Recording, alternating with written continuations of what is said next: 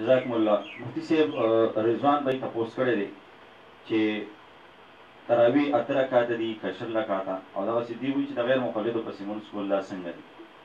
جی رضوان صاحب تراویح د نبي علیه الصلاة والسلام د زمانې نه تر اوسه پورې په تواتر سره روانې دي 20 رکعاته تراویح.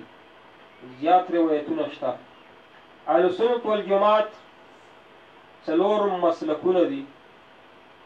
د څلور مسلکونه ټولو دنیا کې شریک دي. نه علاوه چې څوک څومره دي اهل سنت والجماعت څلور مسلکونه دي. شوافع دي، احناف دي، مالکیان دي، حنبلیان دي. د دې نه علاوه چې څومره دي هغه وایي من شذ فی النار. هغه دي چې د جمهور امت نه انحراف کړي بدعتیان ګرځېدلي دي. دې نه علاوه چې څومره دي یعنی اهل سنت والجماعت نه علاوه چې هر څومره دي دا خلق په اسلام کې اگر چې شامل دي خو لیکن د جمهور نه انحراف کړه ده نو بدعتیان ګرځېدلي. نو بدعت په دوه قسمه ده. هغه بدعت ځنه مبتدیین دغه دي چې د ضرورات دین نه انکار کوي لکه قدیانیان، مرزایان. او ځنه مبتدعین داسې دي چې ضرورات دین نه انکار نه کوي خو بدعاتو کې مبتلا دي. چې کم مبتدعین د ضرورات دین نه انکار کوي هغه کافر دي، مسلمان نه دي، هغه پسې لمونځ نه کوي.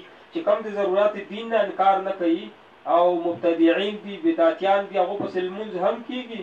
او تا چې کوم خلکو ذکر وکړو تراویح را روانې دي 20 رکعاته او صحابه کرامو علیه الصلاة والسلام نه دغه 20 رکعاته روایت شوي.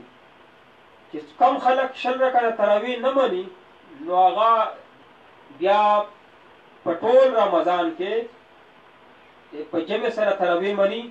اگر چې نبی علیه السلام نه ثابت دي که صحابه کرامو باندې څوک اعتماد نه کوي نو بیا به دغه خلک دا حدیث کله څنګه راوړي چې نبی علیه الصلاة والسلام په ټول رمضان کې تراویح کړي په جمع سره؟ نه، 2-3 ورځې کړي. نمبر 1. دویم سوال دا دی چې آیا نبی علیه الصلاة والسلام په ټول رمضان کې په کومه مروجه طریقې سره ختم قرآن کړی چې مونږ یې کوو؟ دا حدیث نشي راوړلی. نو چې دې لپاره حدیث نشي راوړلی نو صرف او صرف په دې کې اختلاف کوي. حدیث د نبی علیه السلام نه مرفوع غواړي چې 20 رکعاتو مرفوع حدیث مونږ ته وښیه. مرفوع حدیث د نبی علیه الصلاة والسلام مضبوط حدیث دا دی چې صحابه کرامو نه نقل دي تواتر سره. مونږ په صحابه کرامو باندې اعتماد دي. او که څوک د دې مخالفت کوي چې یاره دا 20 رکعاته تراویح نه دي صحابه کرامو نه روایت دي نبی علیه السلام نه نو د دې دا معنا چې دا په دین کې نقصان پیدا کوي. نو دوه قسمه خلک دي. ځینې صحابه کرامو باندې د هغو عدل نه مني، وایي نبی علیه الصلاة والسلام نه صحابه کرام چې دي نعوذ بالله مرتد شوي دي. نو دې معنا چې مونږ ته به دین سره ګرول شو. نمبر 1.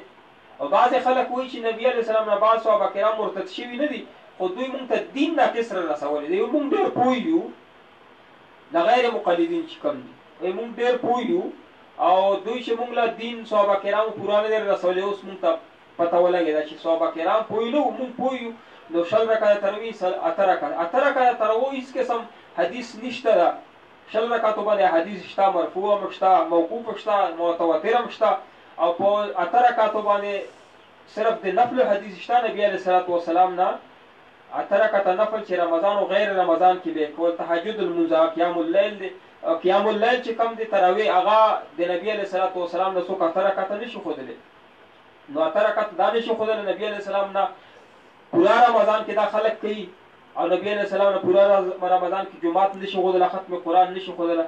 نو لہذا امت په دې باندې اجماع ده، صحابه کرامو اجماع ده چې تراویح 20 رکعاته دي. خانه کعبه کې ګوره په مسجد حرام کې مسجد نبوي کې تر اوسه پورې 20 رکعاته تراویح کېږي. نو چې څوک د دې نه انحراف کوي نو د امت نه چې اخوا دېخوا کېږي نو بیا د جهنم لارې ته غورځېږي.